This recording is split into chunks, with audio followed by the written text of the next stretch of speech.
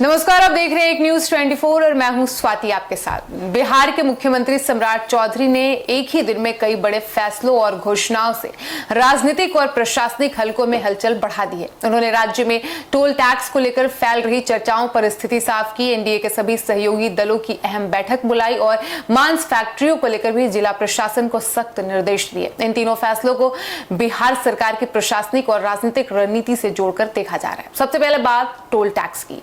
पिछले कुछ दिनों से यह चर्चा तेज थी कि बिहार की स्टेट हाईवे सड़कों पर चलने वाले सभी वाहनों से टोल टैक्स लिया जाएगा। इस खबर के बाद आम लोगों के बीच कई तरह की आशंकाएं पैदा हो गई थी। अब मुख्यमंत्री सम्राट चौधरी ने इस पूरे मामले पर स्थिति स्पष्ट कर दी है। सम्राट चौधरी ने कहा है कि राज्य सरकार का उद्देश्य आम लोगों पर अतिरिक्त आर्थिक बोझ डालना नहीं है। उन्होंने साफ कहा कि स्टेट हाईवे पर टोल टैक्स केवल व्यावसायिक यानी कमर्शियल वाहनों से लिया जाएगा। निजी कार, बाइक और सामान्य निजी उपयोग वाले वाहनों को टोल टैक्स नहीं देना होगा। उन्होंने कहा कि सरकार केवल उन वाहनों से शुल्क लेगी जो व्यावसायिक गतिविधियों के लिए सड़कों का उपयोग करते हैं। सरकार का कहना है कि टोल से मिलने वाली राशि का इस्तेमाल सड़कों के रखरखाव, मरम्मत और नई सड़क परियोजनाओं में किया जाएगा। इससे राज्य में बेहतर सड़क नेटवर्क तैयार करने में मदद मिलेगी। सम्राट चौधरी ने लोगों से अफवाहों पर ध्यान नहीं देने की भी अपील की है।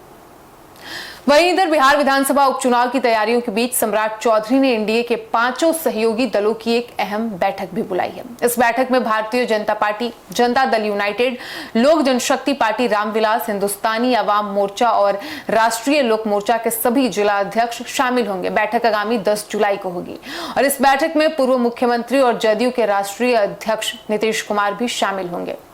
बैठक का मुख्य उद्देश्य सरकार के कामकाज का जमीनी स्तर पर फीडबैक लेना और चुनाव से पहले संगठन तथा सरकार के बीच बेहतर तालमेल बनाना बताया जा रहा है। सूत्रों के मुताबिक बैठक में राज्य सरकार की योजनाओं की समीक्षा की जाएगी। साथ ही यह भी देखा जाएगा कि सरकारी योजनाओं का लाभ लोगों तक सही तरीके से पहुंच रहा है या नहीं।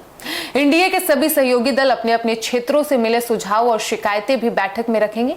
बैठक में विकास योजनाओं, कानून व्यवस्था, सड़क, बिजली, पानी, स्वास्थ्य और शिक्षा जैसे मुद्दों पर भी चर्चा होने की पूरी संभावना है। सरकार चाहती है कि चुनाव से पहले जनता की समस्याओं का समाधान तेजी से किया जाए ताकि लोगों तक सरकार के काम का सकारात्मक संदेश पहुंचे। राजनीतिक जानकारों का मानना है कि यह बैठक सिर्फ संगठनात्मक नहीं बल्कि चुनावी रणनीति के लिहाज से भी काफी अहम है। एनडीए के सभी दलों को एक मंच पर लाकर सरकार जनता के बीच अपनी एकजुटता का संदेश देना चाहती है। वहीं तीसरा बड़ा फैसला मांस फैक्ट्रियों को लेकर सामने आया है। सम्राट चौधरी ने सभी जिलाधिकारियों को निर्देश दिया है कि राज्य में चल रही मांस फैक्ट्रियों की पूरी जांच की जाए। उन्होंने कहा है कि जो फैक्ट्रियां नियमों का पालन नहीं कर रही है या बिना जरूरी अनुमति के संचालित हो रही है, उनके खिलाफ सख्त कार्रवाई की जाए।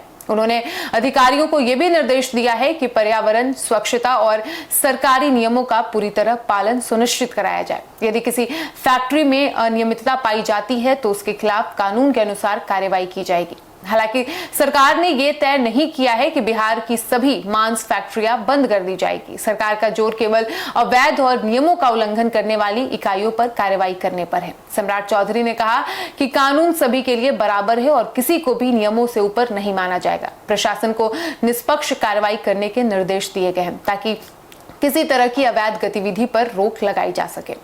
इन तीनों फैसलों से साफ है कि बिहार सरकार एक तरफ प्रशासनिक व्यवस्था को मजबूत करने की कोशिश कर रही है तो दूसरी तरफ चुनाव से पहले जनता के बीच अपनी सक्रियता भी बढ़ा रही है। फिलहाल इस वक्त की खबर में इतना ही और ऐसे ही तमाम खबरों के लिए बने रहिए हमारे साथ और देखते रहिए एक न्यूज 24। धन्यवाद।